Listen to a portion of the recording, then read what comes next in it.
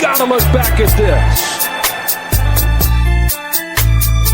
Missing up drugs, now I feel like a chemist. Chasing this money, my fetish. I roll up a gang. Some of them got really good value right now. You see a lot of opportunities for him. Now, will he be on the field more? I definitely agree. Smoking gelato was tasting like cookies. I'm on the run cause the fish trying bush. If I got locked up, can I give you my stick?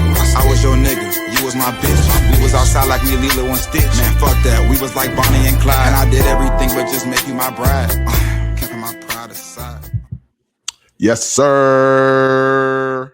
We are back again. It's Gator, the fantasy guy. I'm coming with all fantasy content. We in week 15, guys. Week 15. Clap it up for yourself. You guys are amazing. You guys really did it, man. Y'all did it. Y'all made it to the prom. You made it. You made it to the prom. You made it to the prom. You made it to the prom. You got invited to the dance. You got your golden ticket. We've been waiting for this, man. I had a discussion earlier, and I was thinking about it. How do people do one fantasy league? I can imagine putting some money on a league, and at the end of the league, I'm like, maybe I'm seventh. I didn't make the playoffs, and that's it. I'm in a couple of leagues. I'm not going to say how many leagues I'm in. I feel like that's just my business. But I couldn't imagine just being in one league. Being in one league is kind of crazy. But you guys, we know what we're covering. Waiver Wire week 15. Smash that like button. Hit the subscribe and hit the notification bell so when I drop, you guys know what's up. So you guys can get the info.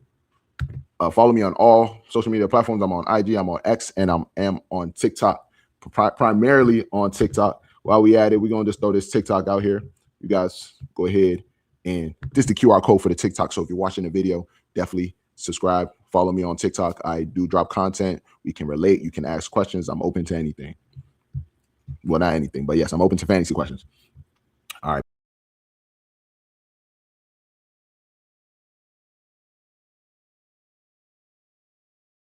I normally start with updates, but before we start with these updates, guys, I do want to let you guys know that we're in the playoffs. And there's a couple of things I want to let you guys know. Anybody that's playing fantasy, these are the three things I'm telling you that you have to know. The first thing I got here is you can't take your fab with you. If you're in a fab league, you cannot take your fab with you. We're in the playoffs. It is time to spend. If you are being kind of being nice with your budget, you being a real good budget person, now it's the time to crash out. We're week 15, week 16, week 17. Crash out. It is time. All right. Can't take your fab with you. Stash any good play you see. Don't ever look at the waiver wire and be like, yeah, I really like him. I think he's really good. Like, let's say, for example, Devin Neal, and your team is stacked. Like, let's say your team's stacked, but you got a couple players where you just want some security or debt. Like, nah, it's time to start picking up these players, especially defense. If you're in a defense league, stash your defense. And for all my people that clinched to buy, I'm in a lot of leagues where I clinched. If you guys are following me, you guys constructed your rosters properly, like I told you guys in the offseason. We finally here. Now you get to rip the label of your. Nah, I'm saying that all wrong. But now this is your crop. Your crop is right here, right now. So if you clinch by, make sure you're still on the waiver wire. Don't feel like you got a free week. You do not have a free week. Things are happening, man. Phillip Rivers just joined the Colts practice squad. Things are happening, guys. All right, but let's keep on going. Updates. Zach Ertz has been diagnosed with a torn ACL. We all saw the hit. It's a pretty bad hit for an older tight end. So that really sucks.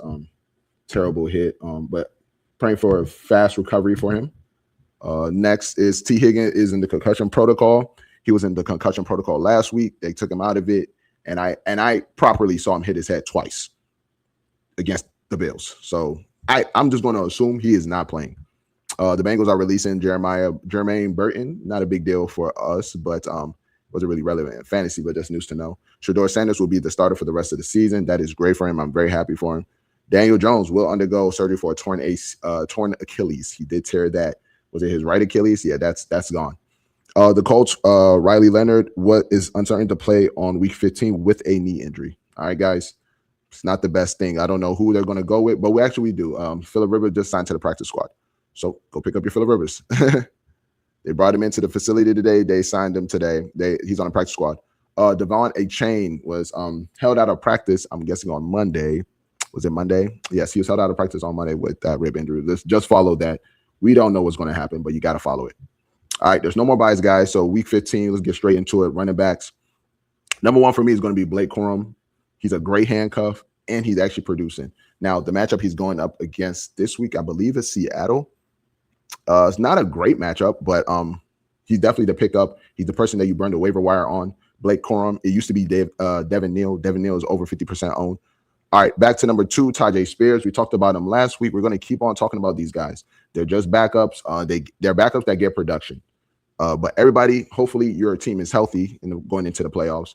Everybody's going to have, there's no more buys. So your players, you might not need to start these players, but you should have these players on your roster. Tyler Algier, same thing. All these players, Tyler Algier especially, you can get a touchdown any game. He's vulturing touchdowns for him. Bijan Robinson. Who else do we have here? Number 4, Bayshaw Tootin. Still, if anything was to happen to Etienne, we're talking about these are league-winning plays. League-winning players. And finally, Chris Rodriguez. I didn't put a percentage for him, but I did. 31% owned. He's a steady 4 play. I don't love the play. You have 3 running backs that are running there, but if you're filled with injuries, you might have to resort to Chris Rodriguez. There's no more buys, so there's no more excuses. All right, just throwing it out here. Devin Neal is still 56% owned. You need to check your waiver wire if he's available. If he's available, you need to go grab him.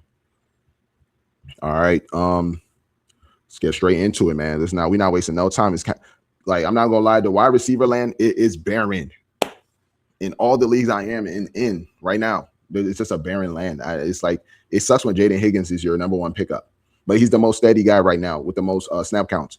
He's 40% owned. I think he's a good pickup in a situation where there's no buys. He's probably not a start for me, realistically, but still a good pickup. Probably wouldn't burn a waiver wire on him. Luther Burden, like I told you guys last week, Loveland and Luther Burden are getting increased snaps. Last week, Roma Dunze did not play, so that was a good play for Burden. He had 11 fantasy points. That was cool. I think he's a pickup. Probably none of these receivers actually I'm burning a waiver for. But now, like I said, we're in the playoffs. So if you need to, if it's a fab and you need to spend.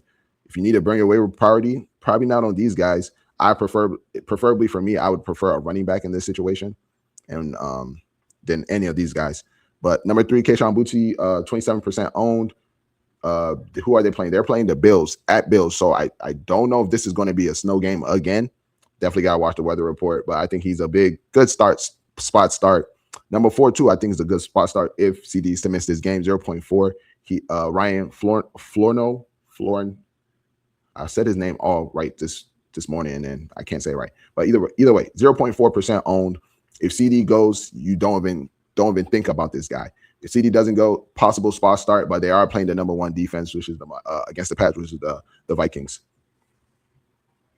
Going on to number 5. Number 5, Mitchell Tinsley. Like I told you guys, I believe T. Higgins is not going to give it a go, guys. So with T. Higgins not giving it a go, this is another spot start for you guys. 0.1% owned. Just put him out there and see what happens if you need to. All right, if you need to take a swing this week, this is the week to take swings. Don't leave nothing out on the plate, on the table, on the field. All right, let's get to tight ends. My number 1 tight end is going to be Theo Johnson, to pick up 43% owned. I love his back end of I love his playoff schedule. We have week 15, we have Washington. Week 16, we have Minnesota. And week 17, we had at Las Vegas. So do I love Theo Johnson more than all these players? No. But I think the end of the schedule is very promising, and you have Dart with him. So he's going to be my number 1 pickup of the week for tight ends. Brandon Strange, you guys see the work he's getting, even in the midst of BTJ being there and Jacoby. And Parker Washington was out, but with Etienne and Tootin, hey, the guy still, his snap count is super high. He's 37% owned. I think he's a great pickup too. I was really debating between Theo and Brenton Strange. So Theo took it from me just because of his playoff schedule.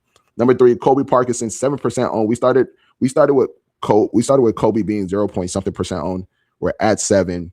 Without Higbee there, he's clearly the starter, and he's always every week he's viable to catch a touchdown.